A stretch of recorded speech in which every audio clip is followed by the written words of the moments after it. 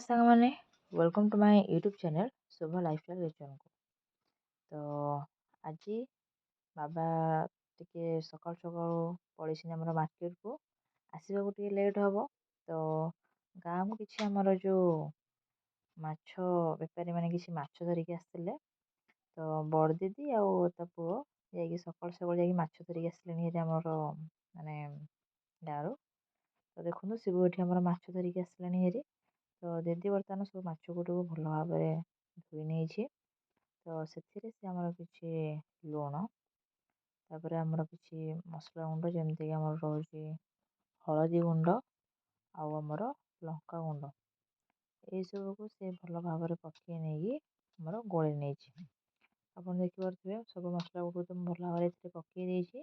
ଏବେ ସେଇ ସବୁକୁ ମୁଁ ଭଲ ଭାବରେ ଗୋଳେଇ ନେଇଛି। ତ ମସଲା ସହିତ ମାଛକୁ ତ ଭଲ ଭାବରେ ମୁଁ ମିଶାଇ ନେଇଛି। ଏଠି ମୁଁ ଚୁଲି ଲଗେଇକି ଆମର କଢ଼େଇ ବସାଇ ଦେଇଛି।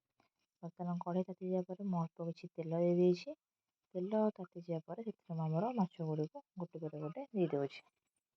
ତ ମାଛ ଗୁଡ଼ିକୁ ଦେଖନ୍ତୁ ମୁଁ ଅଳ୍ପ କିଛି ମାଛ ଦେଇଛି, ନହେଲେ ଯେହେତୁ କଢ଼େଇରେ ଆଜି ଭାଜୁଛି ତ ମାଛ ଗୁଡ଼ିକୁ ଭାଙ୍ଗିଯାଏ, କାହିଁକିନା ମୁଁ ଭାଜି ପାରେନି ଠିକ୍ସେ ଟିକେ କଢ଼େଇରେ।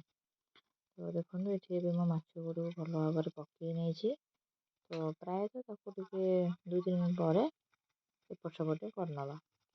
ଦେଖନ୍ତୁ ମାଛ ଗୁଡ଼ିକୁ ମୁଁ ଟିକେ ଏଠି ଭଲ ଭାବରେ ଟିକେ ଯତ୍ନର ସହିତ ଏପଟ ସେପଟ କରୁଛି, ନହେଲେ ମାଛ ଗୁଡ଼ିକ ଆମର ଭାଙ୍ଗିଯିବାର ସମ୍ଭାବନା ଅଛି।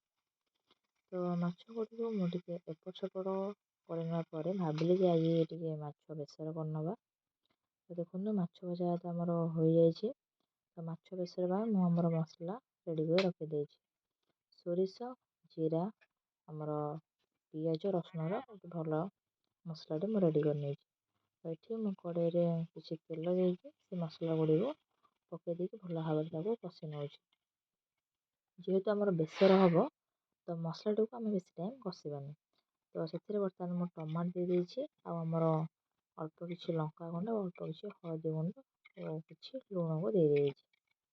ଆପଣମାନେ ଦେଖିପାରୁଥିବେ ମସଲାଟିକୁ ଭଲ ଭାବରେ ମୁଁ ଏବେ କଷି ନେଉଛି। ଯେହେତୁ ଆମର ମାନେ ବେସର ହେବ ତ ସେଥିରେ ମୁଁ ଅଳ୍ପ କିଛି ଆମର ଚିକେନ୍ ମସଲାକୁ ପକାଇ ନେଇଛି। ତ ବର୍ତ୍ତମାନ ସେଥିରେ ମୁଁ ଆମର କଟା ହୋଇଥିବା ଆଳୁକୁ ଦେଇଦେଇଛି, ଆଉ ତାକୁ ଭଲ ଭାବରେ କଷି ନେଉଛି। ବର୍ତ୍ତମାନ ସେଇ ସବୁକୁ ଭଲ ଭାବରେ ମୁଁ କଷି ନେଉଛି। ମସଲା ସହିତ ଆଳୁଟିକୁ ମୁଁ ପକାଇ ଦେଇକି ତାକୁ ପ୍ରାୟତଃ 10ରୁ 5 ମିନିଟ୍ ଯାଏଁ ଭଲ ଭାବରେ ମୁଁ କଷି ନେଉଛି।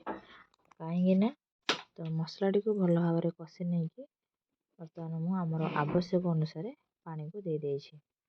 ତ ପାଣିଟି ଦେଇଦେଇକି ମୁଁ ଟିକେ କଭର୍ କରିନେଇଛି। ତାକୁ ଟିକେ 5 ମିନିଟ୍ ଛାଡ଼ିଦେବା, ଟିକେ ଆମର ମସଲାଟି ଭଲ ଭାବରେ ଏମିତି ଟିକେ ସିଝିଯିବ। ତ ଦେଖନ୍ତୁ ପ୍ରାୟତଃ ଆମର ମସଲାଟି ଭଲ ଭାବରେ ସିଝି ହେଇଯାଇଛି।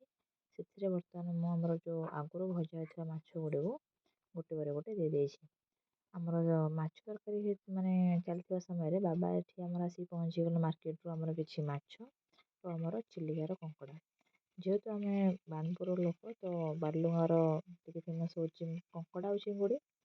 ତ ବାବା ଏଠି ଆମର ଆସିକି ପହଞ୍ଚି ଯାଇଛନ୍ତି ତ ମାଛ କଙ୍କଡ଼ା, ତ ଯେହେତୁ ରୋଷେଇ ସରିଯାଇଛି ତ ଭାବିଲୁ ଆମର କଙ୍କଡ଼ା ମାନେ ରାତିରେ କରିଦେବୁ। ତ ଆମର ମାଛରୁ ଟିକେ ଅଳ୍ପ କିଛି ମୁଁ ସଫା କରିନେଇକି ତାକୁ ଭାଜି ଦେଇଛି। ଆଜିର ଖାଇବାରେ ଥିଲା ଆମର ଏଠି ଭାତ, ଆମର ପୋହଳା ମାଛ ବେସର,